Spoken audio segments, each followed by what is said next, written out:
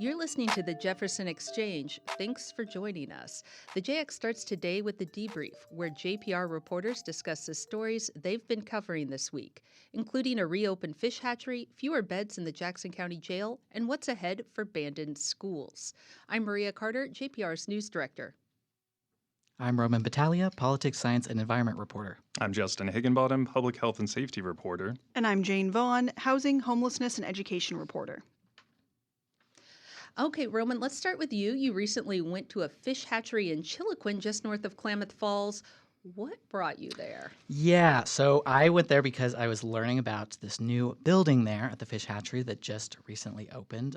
It's the main building of the hatchery, so it's like very long and it's sort of one story, and it's like where all of the fish eggs are hatched and where the offices for the hatchery are, and they have a bunch of tanks full of water and stuff. You just love fish. Yes, I do like fish. I like to learn more about fish. It was built because the previous hatchery building there burned down in the 2020 Labor Day fires, so they have been having to work without a main building for about 5 years now while the new one gets built. So I went down there because I like fish, but also I want to learn what's new about this hatchery building and what makes hatcheries important in Oregon. So the previous hatchery building burned down. What happened to the fire, and how have they been dealing with it since then? Yeah, it was basically caught in the 242 fire, which burned near Chiloquin. I talked to the hatchery manager, Gail Mitchell, while I was there. She said that they weren't, super concerned about the fire at the time, but they had to evacuate anyways. They got evacuation notice and, figured it'd just be a short time away. What's important to know is that, the hatchery staff also lived there. So while I was there, their houses are like right there at the hatchery, just yards away from this main building that burned down. So, they need to be available around the clock. So they evacuated. The manager at the time went back to check on the hatchery the next day and saw smoke coming from the building. It took firefighters a while to get there, and the hatchery building was already on fire, and they basically decided to save the houses rather than the hatchery. It was all wood. It was really old, so it would have been pretty impossible to put out at that point. But luckily, the houses were saved. The hatchery there is fed by a spring, so firefighters didn't need to pump any water. It was right there, and they were basically able to get back to work right away. All of the rest of the fish in the outdoor ponds all survived. But since then, they had to adjust a lot over these past 5 years. They brought in a construction trailer to do their office work. They had to, ship in already hatched fish from hatcheries rather than bringing in eggs. And then this was all during COVID, so they also couldn't be in the same room together and had to wear masks, and it was really cold during the winter. And so they're really glad that they're back to normal again with this new building. Yeah. Well, how important are hatcheries like this to Oregon? Well, they're pretty important. There's 33 hatcheries in Oregon that are run by the Oregon Department of Fish and Wildlife. Most of them raise fish for recreational and commercial fishing, and then they stock them in, lakes across the state. This one in Chiloquin stocks 50 lakes all the way over to the eastern border in Oregon. And, every other year here, they also stock another 50 lakes by air, by dropping the fish into the lake via a helicopter. I also talked to a resort manager from Lake of the Woods, which is one of the lakes they stocked, who said it's really vital to have fish stocked in the lake. Otherwise the fish in there would not be as good. It's just not conducive to trout, essentially, which is what a lot of the fish they're raising here are. And part of the reason they're doing this is so that these anglers don't have to fish the wild fish, and they can just fish the ones that are raised specifically for that purpose. Most of the fish at this hatchery and others are modified before their eggs hatch to be infertile, so they don't breed with the wild fish. And they release about 1 million fish a year across all these lakes. Wow, that's a lot. Mm-hmm. And, I end up cutting a lot of things from stories sometimes. Are there any interesting things about the fishery that didn't make it in? Yeah, one thing that I didn't talk about was how they actually move the fish around these ponds and tanks and get them loaded onto these trucks and helicopters to go stocked in lakes. They use a couple of machines actually that are built for loading vegetables. So for the multi-purpose machines? Yeah, essentially. So for the biggest fish, there's this conveyor belt that's used for potatoes, and they just crowd the fish at the end of this pond, and they pick them up and they load them onto this conveyor belt, and then it lifts them up and drops them into the truck. Because they're only out of the water for a minute or so, probably. Exactly, yeah. And then there was also this really big machine next to one of the ponds that Mitchell told me was designed to move tomatoes, which was really interesting. It reminded me, it's basically like this giant vacuum, and it sucks them up, and they crowd them all into one section of the pond. You just suck them all up and put them into the tank. It reminded me of that salmon cannon that you might have heard of that went viral a few years ago that's used at a dam to move fish to the other side. I also learned about how it's kind of like a giant puzzle. It's like she called it a game of chess to figure out where and when to move the fish and the most efficient way, because sometimes they need to move them for pond cleanings, or they need to get these fish in this area or these large fish. They separate out the fish into small, medium, and large, and so they don't want to put them all together. So she just has to do this giant puzzle to make sure everything is really efficient. Okay. Well, thank you so much, Roman. It sounds like you had a fun day there. Yes. Okay. Well, Justin, you had a story a little more serious here on reductions at the Jackson County Jail. Can you tell us about that? Yeah, not as fun as visiting a fish hatchery, but still important. So the sheriff's office is closing its jail basement. That's around 60 beds, 20% of jail capacity.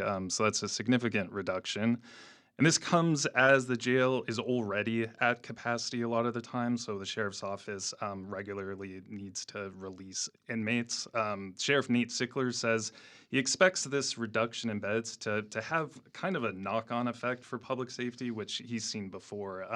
So he says that happens because, people show up for court less often because they won't be put in prison if they don't show up, and people will generally realize that they won't be put in jail, and there won't be as many consequences, and be a bit more brazen.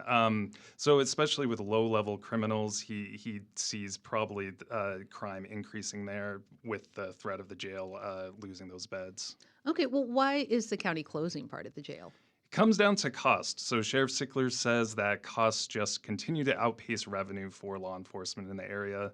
That includes labor costs, so wages to attract people to Southern Oregon, to the Rogue Valley.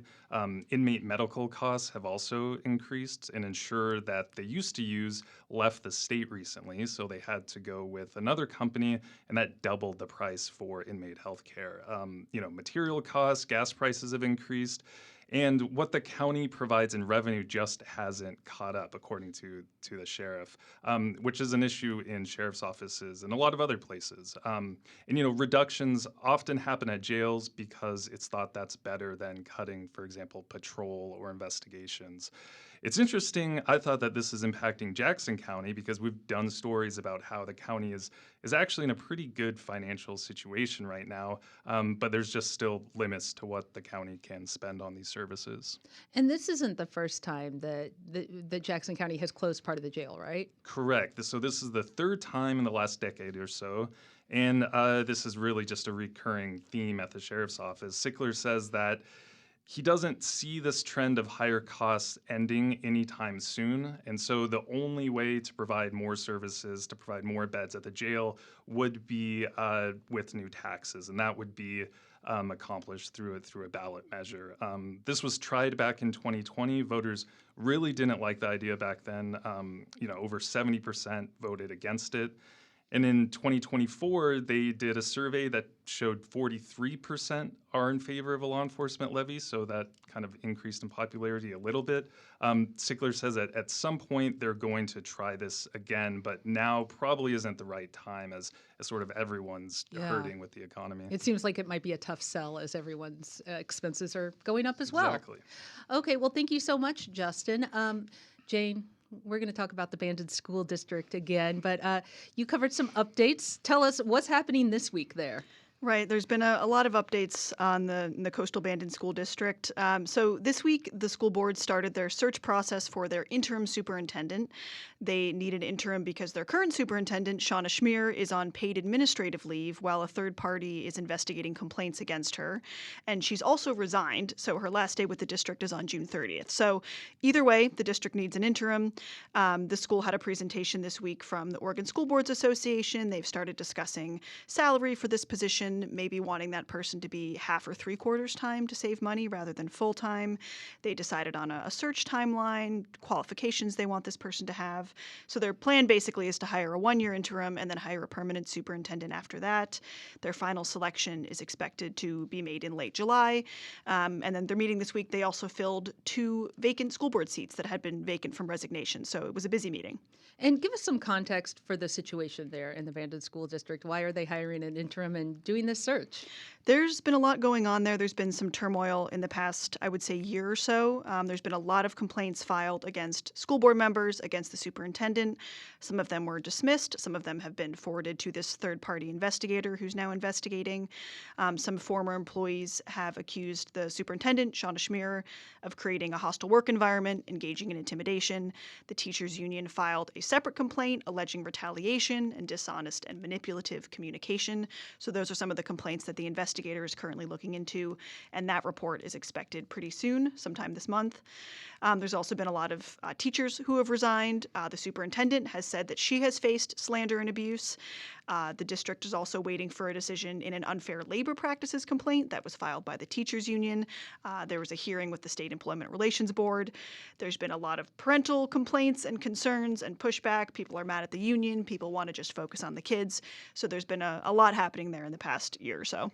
And that all led to a recent settlement agreement, too? Yes. So the district also recently settled with the teachers union over a grievance that they had filed. And that grievance alleged that the district had violated their collective bargaining agreement with these involuntary teacher transfers. That had been a big point of contention.